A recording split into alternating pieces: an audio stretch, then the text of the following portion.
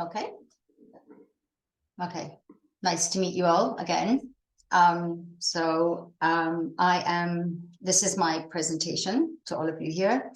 I called it Positively Challenging, just what we were discussing earlier, that it is really positive what I'm trying to do and what our business is trying to do in the pet industry, that is reduce the amount of meat that dogs are eating by offering a healthy, sustainable alternative to dogs to enable them not just to survive, but also to thrive and perhaps even live longer and healthier.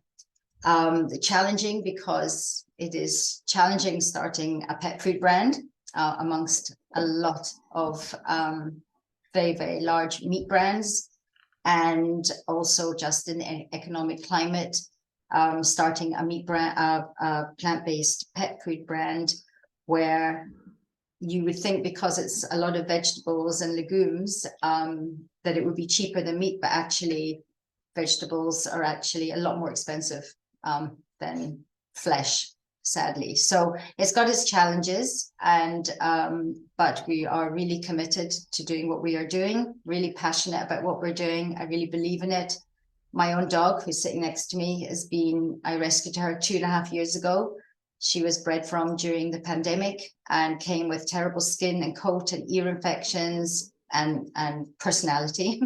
She's still a bit crazy, but she's just doing incredible. Was put on the right amount of weight. She's at a good weight. Her coat shines, and you can just see the health benefits. And I'll go on to these health benefits after, but just generally we get emails all the time and reviews just saying how the food has affected people and their dogs' lives in a positive way because of their health. So, and then I added your logo there, Sam, as well. Excuse that sound. My dog is trying to burrow next to me. I am Jo. My name is Jo Amit. I started Hownd in 2015 alongside my business partner, Mark Herschel. We've been in business together since 2013, where we launched our first range of cruelty-free certified pet care, and in 2015 rebranded to Hownd. The reason the business has always been certified by Cruelty Free International, I always knew if I was going to start a pet care brand that not only would the end product not be tested on animals, but that none of our ingredients would be tested on animals. So the only way to do that was by joining Cruelty Free International. We get audited every year or two, and that there'll be no animal derivatives in any of our products. So, for example, when we developed a hemp balm for dogs, we'll be the first balm, I think, ever, probably for dogs, that does not contain beeswax. It's got a wax from a sustainable shrub in Mexico called Candelilla. We've won awards for it, and it really cemented us in the UK as the sort of go-to plant-based cruelty-free brand. You'll see now many brands, I'm not sure in Canada, guys, or in the US, but many brands that will market themselves as vegan and cruelty-free, but we actually have the certification, and it's really important. And we all know about greenwashing in the meat industry generally for personal care and food products as well. But we are a really authentic brand, and it is really, really important to me that no one would ever be harmed in the making of any of our products. So that is what's important to me. I'm sure as vegans, we're all familiar with the word ahimsa. I really love that. Do no harm in everything that we do, not to each other, not to animals, and to really be a voice for them as well, whether that's in the form of activism, signing petitions, volunteering in shelters, just doing what we can to reduce the cruelty in the world. My role in the business is, we're a very small team, so we do wear a lot of hats, but my main role is creating the products and developing the brand, obviously alongside professionals. So we have a range of pet care, and that would be things like hygiene products, like shampoos and body mists and the hemp balm that I mentioned. We've also got wipes when dogs roll in things that are really smelly. They're biodegradable, and then in 2018 we launched hemp-based treats. Recently, we've relaunched our treats. We had to remove the hemp, unfortunately, even though it's got the most fantastic health benefits. It's got the same amount of protein and omegas as meat does, but we unfortunately had to remove it due to restrictions mainly in the US and other countries, and on advertising on Facebook and social media. So we've had to remove the hemp slowly out of our products after 4 years of fighting it. It was a great USP for the business. Every small business needs its USP, and that really was our hero ingredient, but we made the decision to remove it. We've got more ethical accreditations than any other company in the UK, and we're very proud of that, not just to have the accreditations, but just to show the authenticity and the fact that we open up our entire supply chain to be audited every year through the Vegetarian Vegan Society, PETA, the Ethical Organization, and Cruelty Free International.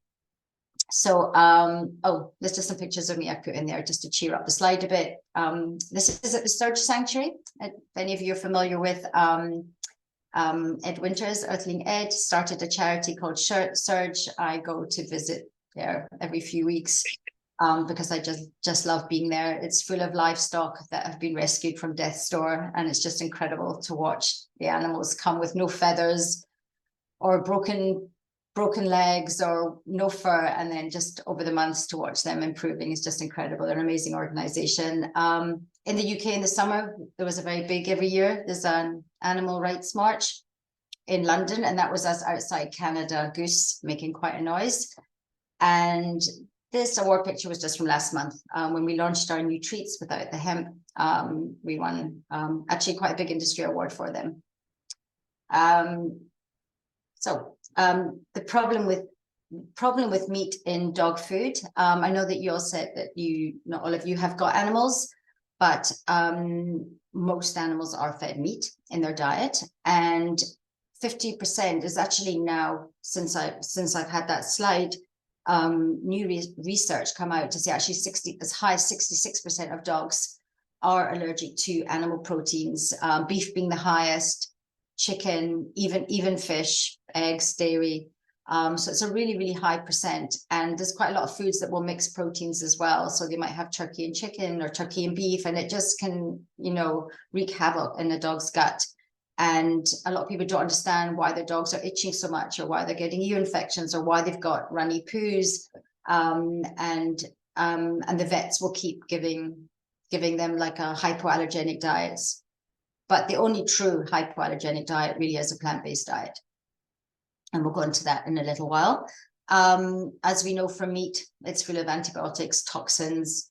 I know from being at the sanctuary that from some of the medication I've been shown on the little slips of paper you get on their leaflets, that there'll be instructions on antibiotics and other kind of medicines against like the foot disease that a lot of animals get in the UK because it's wet all the time, that to like discontinue 3 days before slaughter. So that's to get all the toxins out of the animal. But just the mere thought of it, most animals, livestock animals, are constantly fed antibiotics because they're so disease ridden already and got all sorts of illnesses. And it's not about their welfare, but rather just you don't want that food going into the human chain. Dog food used to come from the cut-offs of meat, the bits that nobody wants, the offals and that. But today, because there's such a big growing premium market for dog food, you've got a lot of the good cuts of meats going into pet food. I think it's as high as 33% of slaughtered animals in the UK goes to pet food. So the raw meat diets might have a really good part of the animal in it, but it's still going to have the same amount of toxins and things and cancer-causing diseases in it. So I'm not sure in the UK or Canada, guys, but half of British dogs are said to be obese. I do have links to all this research, just so you don't think I'm making this up off the top of my head. And I don't want to sound like I'm overselling as well, just here to tell you about what I do and why. But half of British dogs are overweight.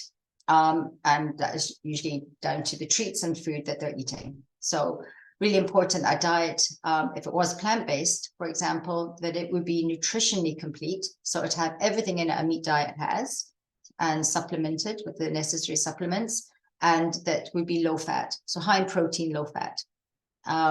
There's also a craze of being really high in protein, that people think the more protein you have, the healthier it is. And actually too much protein in a dog's diet can be quite dangerous.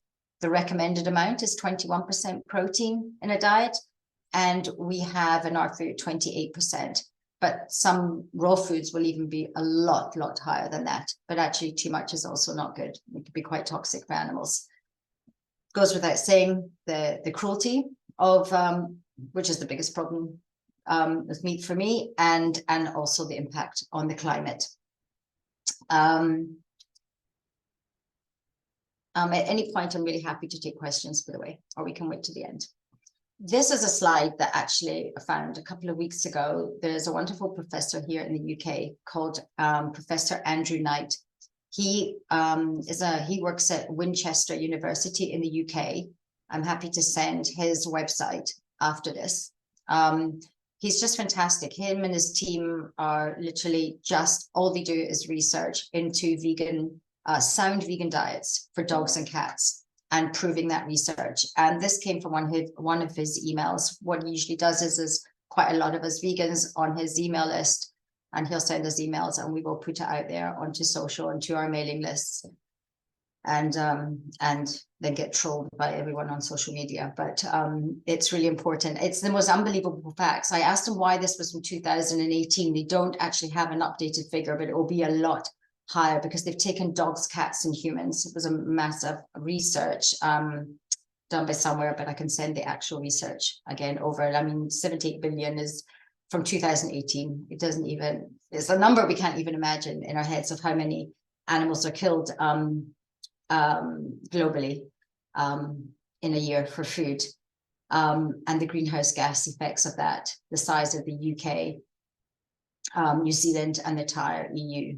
So, you know, a lot of people move to our food, like a lot of people actually become vegan if we start there, for some people for health reasons, purely for health reasons, because they need to, I don't know, like lose weight or have got a heart condition or something. Other people will do it because they're just really worried about the environment, and other people because of animal welfare, or a mix of everything. I know my driving factor was animal welfare. And like any food, you know, if you're going to eat unhealthy food, whether it's meat or vegan food, if it's fast food, it's still not healthy.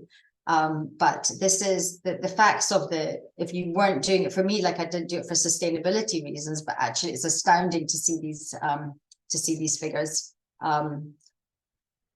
Then the food that we have produced, so the solution to the problem as we see it for our part of it, with the pet food, is that, which is what is taught by Professor Andrew Knight, and what is demanded by FEDIAF in the EU, which is an organization that controls what goes into pet food. So it's really strict regulations on pet food in the UK and in the EU.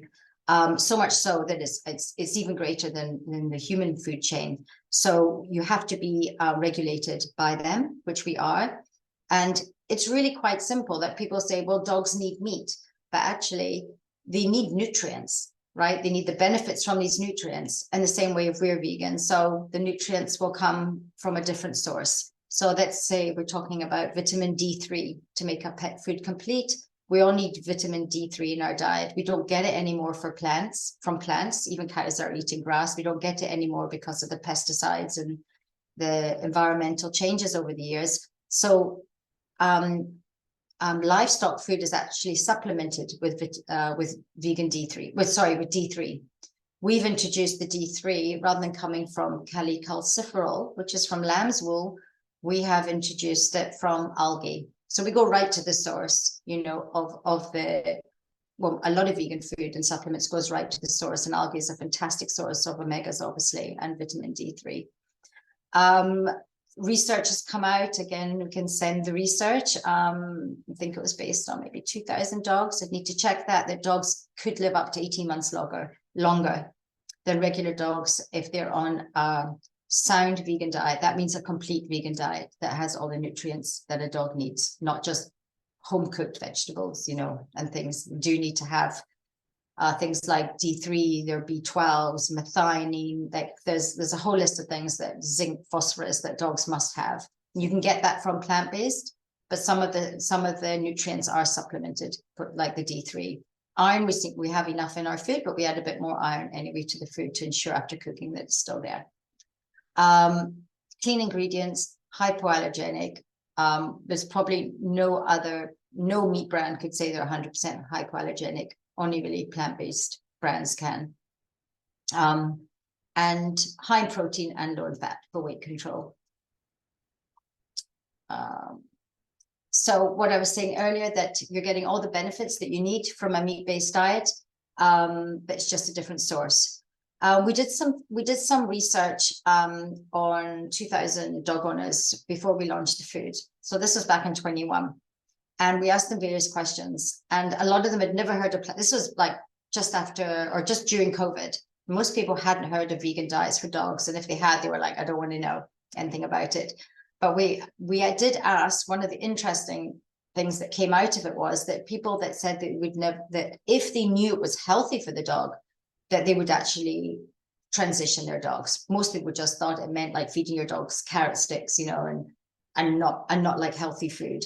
So things have definitely changed. There's now a few brands that have come out after COVID, and there's been a lot of discussion in the news, like a lot of news articles about it online here in the UK and overseas. So it's really helping to drive awareness. A lot of people are still skeptical about it, but you know, all we can do is really watch the dogs that are on it, watch them grow up on it, and seeing the benefits. And even the vets, you know, are seeing benefits of dogs coming in that have had terrible stomach and digestive issues and going on to a good plant-based diet and don't have these issues anymore. So vets is a part of the industry that we very much want to reach. It's quite difficult since most of them have contractually involved with the bigger, you know, the bigger companies, the big corporates. So anyway, so yes, so this was a new study came out. So 66% of dogs are allergic to beef, chicken, or lamb. That came from Mintel, I think. Half of dogs are obese, and dogs could live longer. So I've already covered that.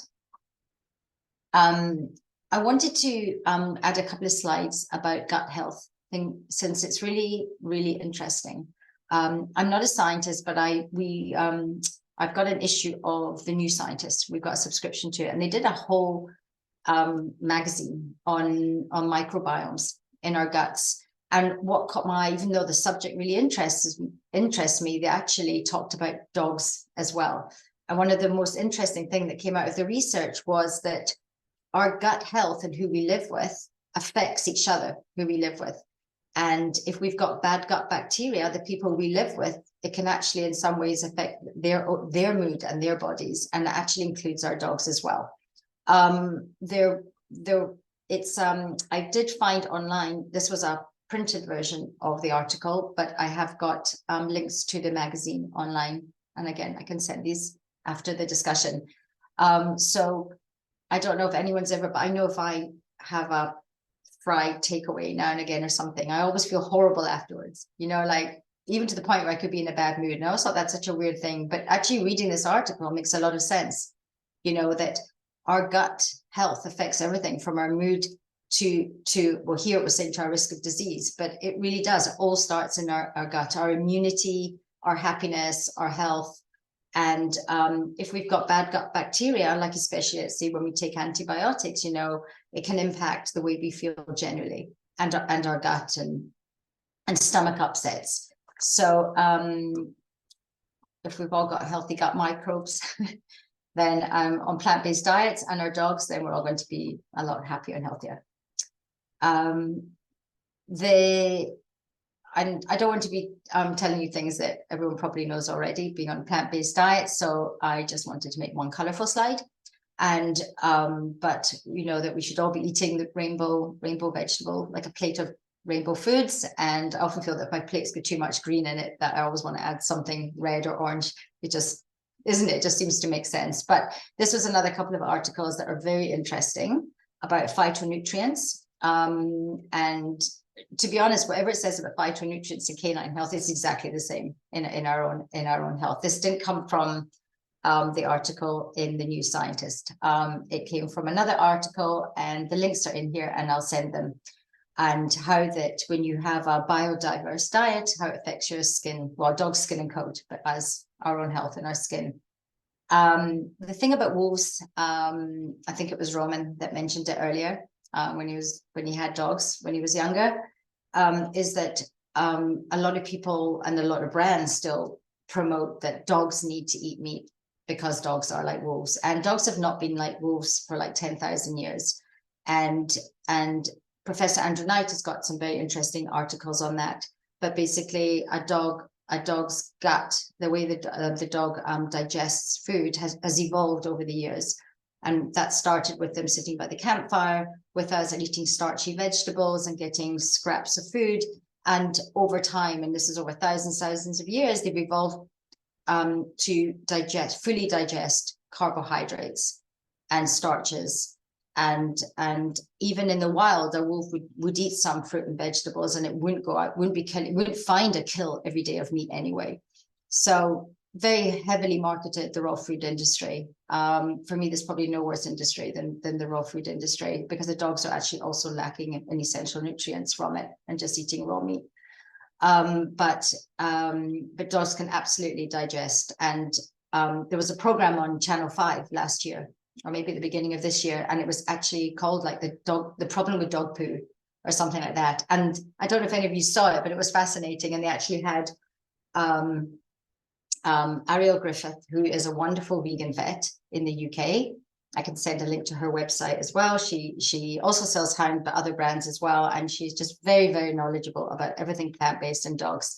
And actually I took this information from her, one of her emails, with her permission. And she was on a program on Channel 5 and as well. And they actually had our food in the background at one bit. And we know her dog eats our quinoa casserole. And they were literally, it was quite revolting, but they were looking at different poos from different dogs on different diets. And the plant-based one, my dog has got beautiful poos in the morning. They're meant to be separated into like 4 sections and kind of go up like that, but not soggy. And we were very excited about it when it came out. And it doesn't smell as bad as well. I mean, poo smells, but it doesn't smell as bad as the stools of other dogs. And it's also because we have yucca in it, but also a lot, obviously plants, and it's a high fiber diet. And there's nothing that's causing bad bacteria in it because we've got pre and probiotics in the food. But we were so excited about it. I took a picture one morning and put it on social and thought, let's do a whole competition of our customers. Like, show us your dog's poo. And I did the hashtags, like, show us your poo. Anyway, I thought it was a great idea, and it kind of wasn't. A lot of our customers were very unhappy about sending their dogs' poos in. And so it didn't do, I think we had one winner, I think 2 entrants, but I was just very, very excited about it and thought it's so true. I go walking with friends whose dogs are eating meat, and a lot of the time they've got diarrhea or they're really straining to do a poo. You just won't get that. The only thing is you go through quite a lot of poo bags. So you need to get some good biodegradable poo bags, because my dog does go like 3 or 4 times a day. I go to my next slide. Pumpkin, just a lovely time of year to talk about pumpkins. We love pumpkins generally. I've not seen they're completely overlooked. I think I probably overlooked them for a long time, even though we have pumpkin in all our food. In fact, our wet food is mainly pumpkin, and we've got papaya now as well in it. But they are like 94% water. So really hydrates dogs that have been ill, for example, or just for good general health. But if your dog's been ill and you have like a food with pumpkin in it, it's almost like resetting your stomach. So really good for upset tummies and to just keep tummies happy in general. Very, very rich in natural fiber, which works as a prebiotic and keeps the gut lining really happy. If you even yourself like have pumpkin in the oven, with some olive oil and salt, like you just feel great after. It's such a nice vegetable, and it's really, really good for dogs. It's got the vitamin A in it, which is great for the heart.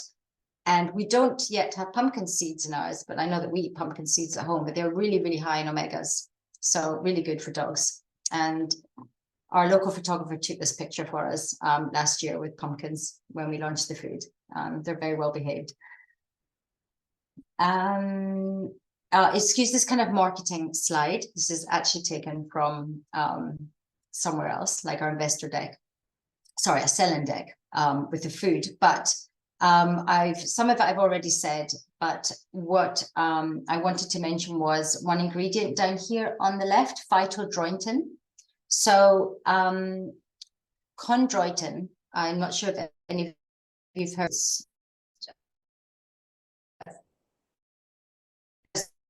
Well, so if you've got an injury, exercise a lot, or you're just getting older, glucosamine and chondroitin usually come together in a supplement. So we have glucosamine already in our food, which I think we're the only vegan food brand for dogs that actually has that in it. It's vegan, but we introduced phytodroitin, which is very new, and we're the first to have it in our treats for older dogs, and it's going to be in our new food, which is launching at the end of November. And it gives a buffer to dogs' joints. So it's really, really great for mobility. And what most people don't know, even though most people who are in the industry have heard of chondroitin, because it's always in older dogs' joint supplements, but actually comes from shark's fins or bovine cartilage. And I decided to put this into a selling deck to a pet store that I wanted to get into, because most people and even retailers do not know that chondroitin contains shark's fins. Ours is, again, algae based, and we didn't create this ourselves. Obviously, it is a technology that we buy from somewhere else, and we've added it now to our food, which is really exciting, because a lot of young dogs as well have got hip dysplasia, or it's just generally very good for joint support. The vitamin D3 I already mentioned, and another lovely prebiotic we have is moringa. If anyone has heard of moringa, my husband's from South Africa, and we went to visit a moringa farm when we were out there one year, and the farmer actually lives partly in the UK. He became one of our investors in the business, and we get our moringa from him. And you can, in South Africa, there's actually personal care with it, like lotions and all these kind of things, but it's an amazing amazing powder to add to shakes and things. Very, very high in omegas and a great prebiotic. And we have it now in our food. We have it in all our food. And the pumpkin I've already mentioned. We don't have, obviously, any soya. None of the plants are GMO. And we've got no wheat for the animals that are also wheat sensitive. We do have grains in our dry food, cooked brown rice. There is nothing wrong with cooked brown rice. And again, from the States came the whole fad of everything should be grain-free. It's different from gluten-free. We don't have gluten, but grain-free. There's nothing wrong with grains. I think it was a fad that started in the States for weight loss, and it became really, really popular in the States of foods that wouldn't have grains in them. And then like in the human industry, the pet always follows the human industry, the humanization of pets. So then pet food started to have no grains in it. And now a lot of vets are saying, and a lot of research is coming out saying, no, grains are good. Like animals need grains for their heart and heart health. So we do have cooked brown rice in our food. And then the hemp protein, we've kept it in just one of our foods. We couldn't give it up completely because we do love it. And it is an amazing, it has got a full amino acid profile, which is just incredible in a plant. This is our current food. It's very small. We don't have a massive selection yet. We do have a lot of new product development plans. And so this is, we're about to launch these two here. This is one flavor. It's got the pumpkin, quinoa, moringa in it. It's a dry food. It's a complete diet. And these three we launched in 2021. We're going to be refreshing the brand a bit to look more like the dry food. So we've got a dal. There's no spices in our food, but we do have a dal. So it's got papaya and lentils. It's like very nice posh food for dogs, but actually goes a long way in the can. And you can see bits of like blueberries and papaya in it. And it's, you know your dog's getting goodness, in it. We've got a blueberry porridge, which we launched in Veganuary last year, and it did really well. We've got some amazing pictures we got on Instagram of people like sending in pictures of their dogs eating porridge. And our very first product was the quinoa casserole with pumpkin. And then these are our treats, the ones that we removed the hemp from. We recently just won an award for them, which is really great to get them noticed, because there's a lot of dog treats on the market, but not a lot of plant-based treats on the market. All our products are pretty functional. And so one is for calming dogs. It's got chamomile, lavender, valerian. We've got turmeric and shiitake in our gut and itch. The senior dog one here has got the phytodrointin that I mentioned. And then we've got Yup You Stink, which is for stinky breath and stomachs, with parsley, mint, and lovage, which is a lovely herb grown in the UK. And they look like that. They're quite nice. They're very nice. They're oven baked. This is our full range, because we also do pet care. But again, I don't want to be, this is not a sales pitch. So just to show you, this is everything we do. We're growing. We're looking for investment to further grow the business and to grow our team. We're a very small team still of only 4 people. We outsource everything, all our production and fulfillment. And on my last slide, I just found this really sad that I saw on Viva the other day on Instagram. And this is a world number of how many cows slaughtered every single day. I wouldn't even have thought goats would have been up there high as well, but 202 million chickens. It's just so sad. And I liked what they said on their Instagram post. It just doesn't need to be this way, which it doesn't. And I just find these numbers really, really sad and mind-boggling, and really hope that that the more dogs that become vegan, the more dogs not eating meat, the better, the less animals obviously will be killed. I actually somewhere there was some research that come out a few years ago. It might be by the Vegan Society, that if a human and a dog go vegan, I think it saves the equivalent of 2 large farm animals, something like that, a year. It might have actually been more, but it was still amazing. Like if you go vegan and your dog, I think a family, I think we're a family of 5, and I think in total we save 1,000 land animals like every year. Like a family of 5 that would be eating meat would be 1,000 animals a year, which is pretty astounding. So yeah, vegan for the animals. And on that happy note, it's nice to be on a panel of all vegans, so I don't feel like I'm preaching. And that is, and I put contact there. We're Dogs Love Hownd on Instagram and Facebook. And I forgot to put my own details there. I'm Joe, but I can put it into the chat. Thank you. That's brilliant. Thank you so much, Joe. Really appreciate that. That's brilliant. Hope I didn't I talk have so many questions, if not only questions about the amazing looking poos. And then my second question is the blueberry and coconut porridge. Wow.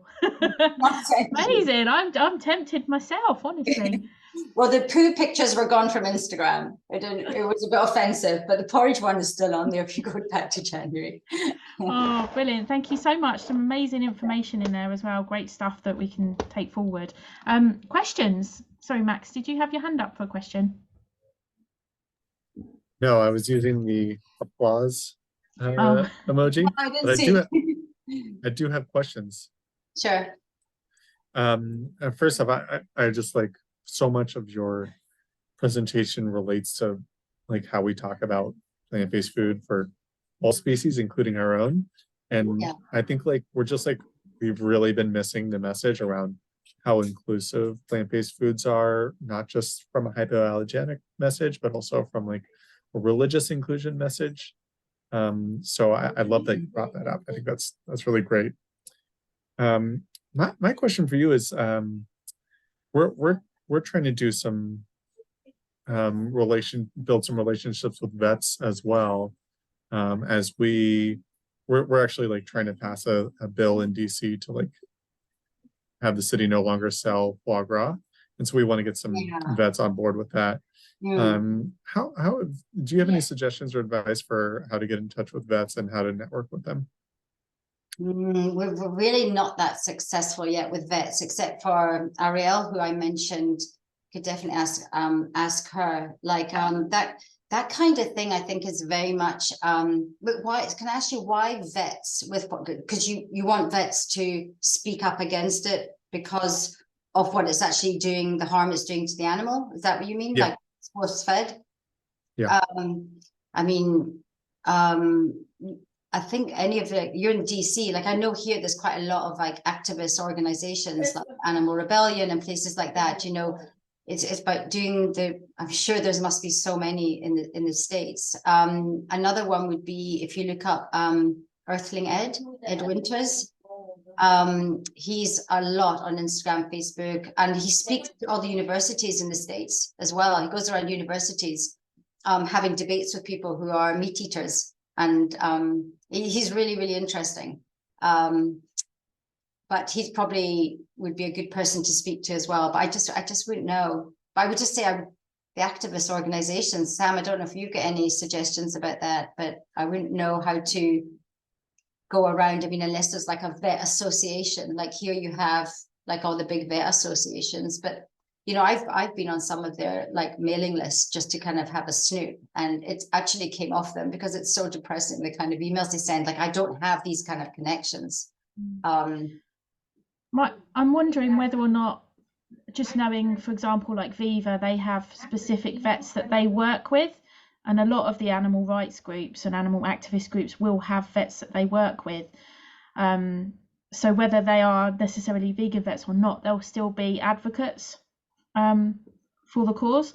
So that would be definitely the route that I would consider, is possibly going to those activist groups and just explaining that you'd like to introduction to their vet if possible. Might be a way to go.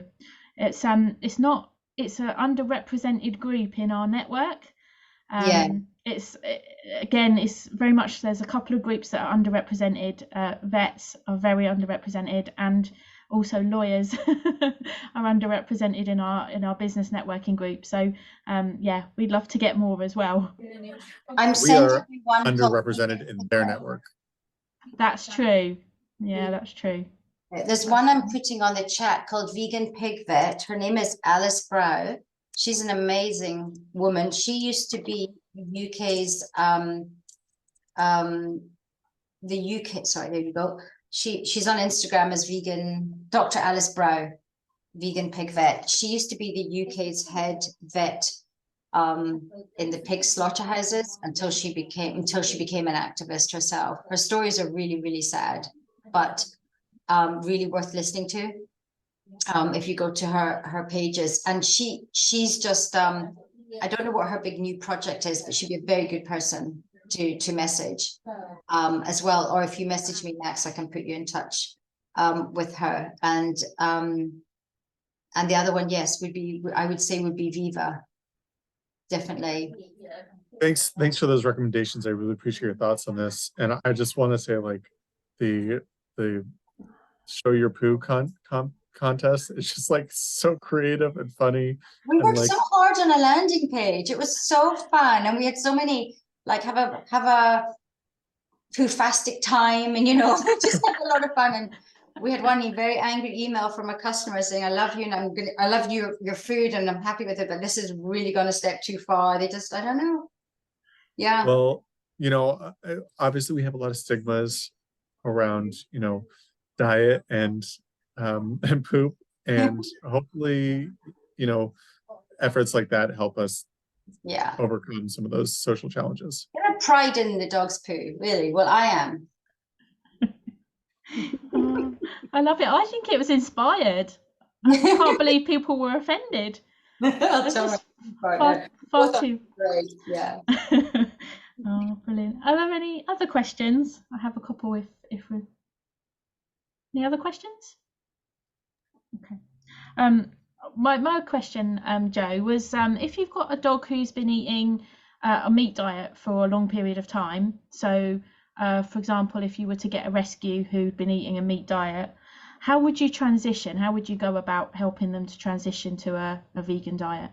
Yeah, it's really important that the microbiomes in the gut adjust to the new food.